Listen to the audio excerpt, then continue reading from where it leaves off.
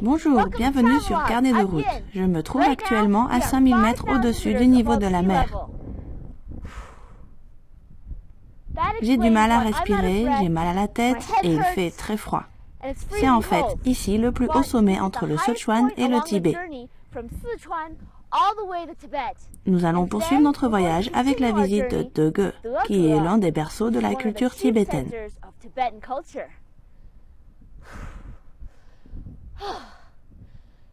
Laissez-moi reprendre mon souffle. C'est un voyage que vous ne pouvez manquer sous aucun prétexte. Notre voyage avait commencé à Chengdu, la capitale du Sichuan, et nous avions atteint l'ouest de la région vers la région autonome tibétaine de Ganzhou. Dans cette édition, nous continuons notre trajet sur la grande voie qui relie le Sichuan au Tibet. Notre destination du jour, Dege, le pays de la générosité en tibétain, et, avec Lhasa au Tibet et Xiare dans le Gansu, l'un des 3 berceaux de la culture tibétaine.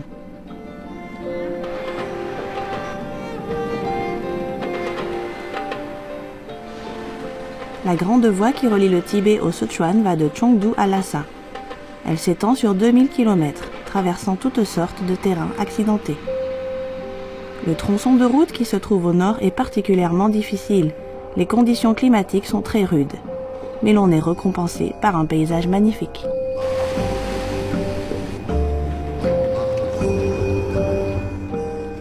Nous avons voyagé en voiture, mais certains choisissent de se rendre à Lhasa par leurs propres moyens. Ils lèvent les mains au ciel, puis s'agenouillent et se couchent à même le sol. Ils répètent sans cesse ce même geste chaque jour. Ce pèlerinage peut durer des mois avant d'atteindre finalement Lhasa. Ce sont des pratiques spirituelles qui les rapprochent de l'éveil, selon la religion bouddhiste.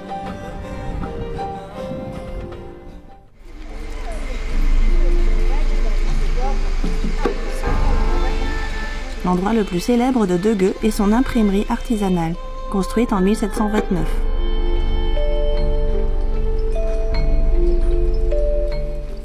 Tous les jours, les gens d'ici tournent autour de l'édifice, un nombre incalculable de fois. Ce rituel marque le début de leur journée. Il faut penser en effet que la religion ici rythme toutes les étapes de leur vie quotidienne.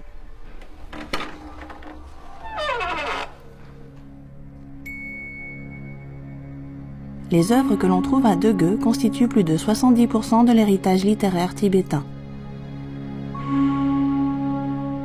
À l'intérieur, les plaques gravées sont entreposées dans les allées sombres. Elles servent de modèle pour les impressions des textes.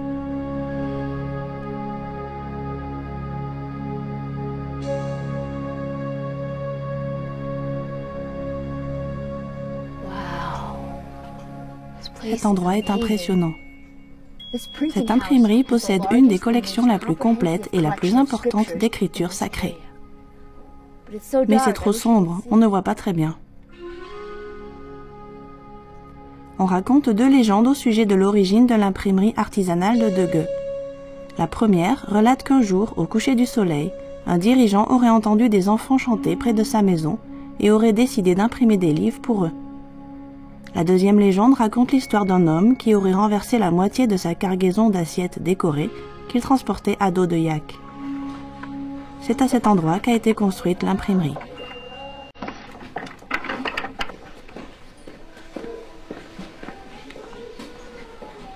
Le bâtiment principal s'élève sur 4 étages.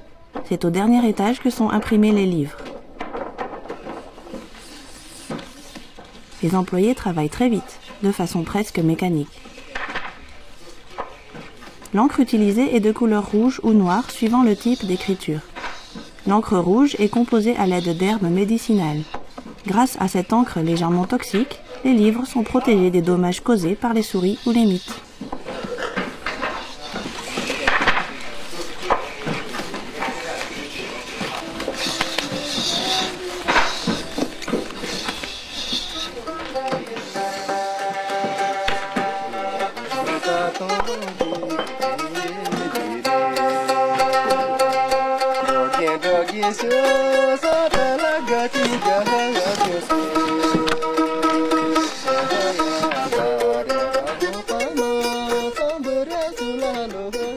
Les écritures sont aussi imprimées sur du tissu, qui forment ainsi des sortes de drapeaux de prière.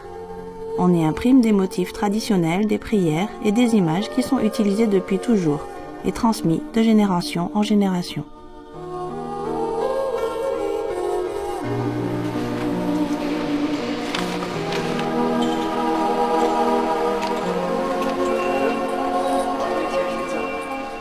Ces drapeaux sont accrochés à l'extérieur des maisons. Pour moi, rien n'est plus beau que ces magnifiques carrés de tissu qui volent dans le vent et dansent à la lumière.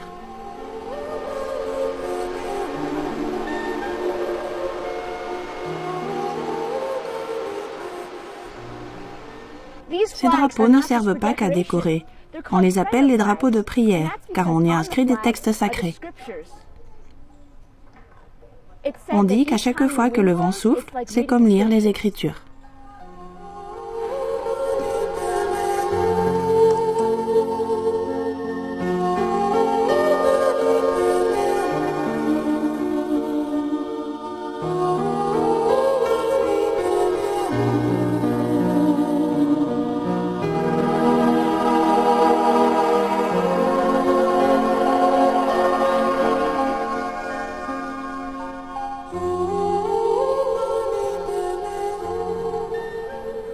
Vous vous demandez peut-être comment sont fabriqués ces planches et où?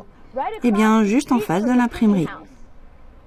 Cet homme sculpte les textes sur des planchettes qui serviront de plaques pour graver les textes. Les gravures sont profondes, elles résistent mieux au temps.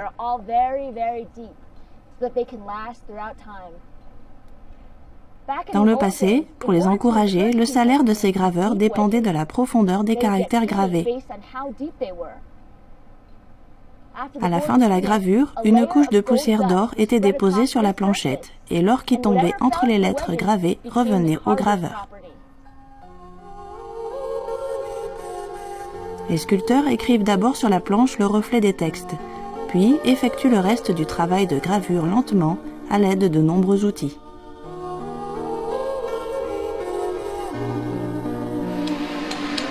C'est plus difficile que je l'imaginais. Vous devez graver avec une pression soutenue, sinon ça fait des lettres irrégulières, on ne veut pas ça. Il faut des lettres au bord lisse.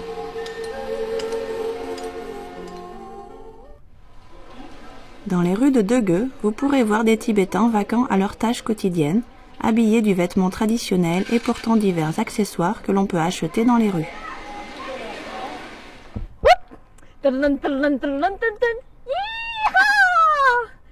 Je suis un cow-boy. Vous pouvez aussi trouver ce genre de chapeau de cow-boy à Degue, mais ce n'est pas très traditionnel. Essayons autre chose.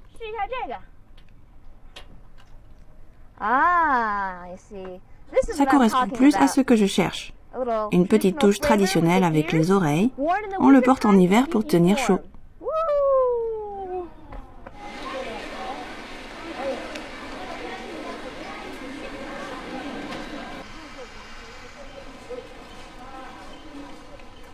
Les Tibétains Kamba sont réputés pour leurs accessoires colorés et originaux. Ils portent souvent du bleu turquoise, de l'or et de l'argent. Chez le bijoutier, vous pourrez regarder l'orfèvre façonner quelques accessoires.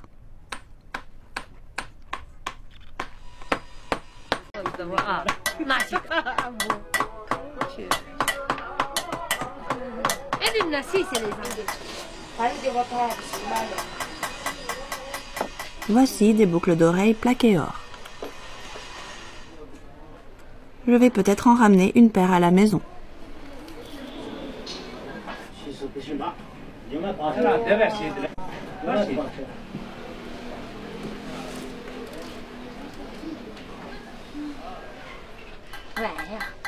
Voilà.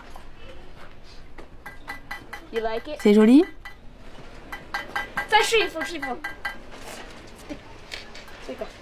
Ces boucles d'oreilles sont très traditionnelles. Vous verrez les gens en porter dans la rue.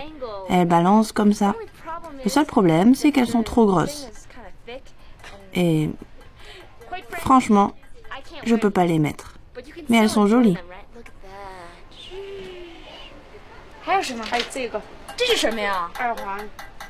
Même chose pour ces boucles, beaucoup trop grosses pour moi.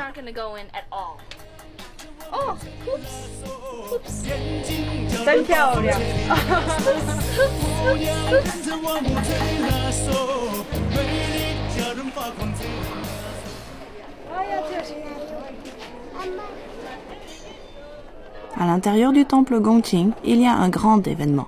Non, un énorme événement.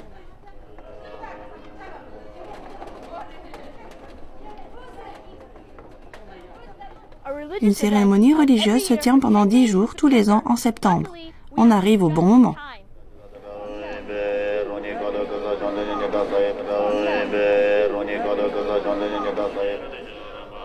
Tous les gens de la région se rendent ici pour recevoir la bénédiction du lama et de l'eau sacrée.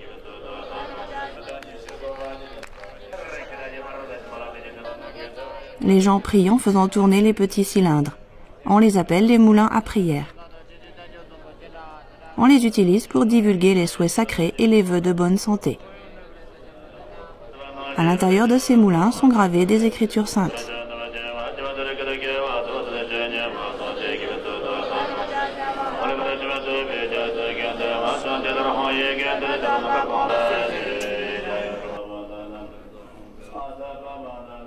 Qu'est-ce qui fait que cette eau est sacrée?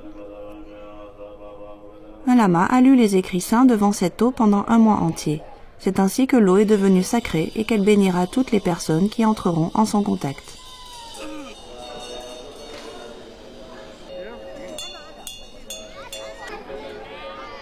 L'eau que le lama lance au-dessus des fidèles contient des extraits de plantes.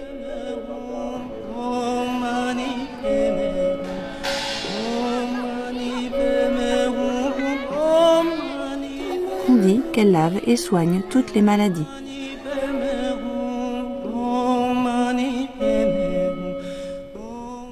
Le temple de Gongqing est aussi connu pour avoir abrité une des premières cliniques de médecine ancienne tibétaine. De nos jours, c'est dans l'hôpital tibétain de Dege que vous trouverez une vaste collection de médicaments.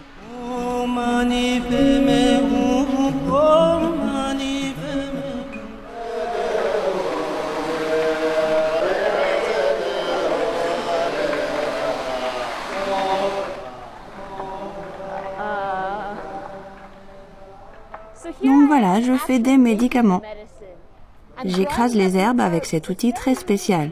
C'est un bâton que l'on peut bouger de haut en bas ou de droite à gauche. C'est très bien pour moudre.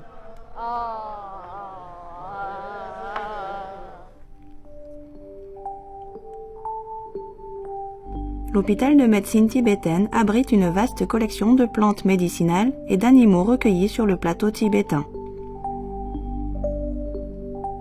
La médecine tibétaine a été élaborée il y a plus de 3000 ans et elle est en rapport direct avec les divinités du bouddhisme. Ainsi, le Bouddha de la médecine est souvent considéré comme le patron de la médecine. Il a le pouvoir de guérir tous les maux. Certaines thérapies très simples sont aussi utilisées, comme les saignées, les massages ou l'aromathérapie.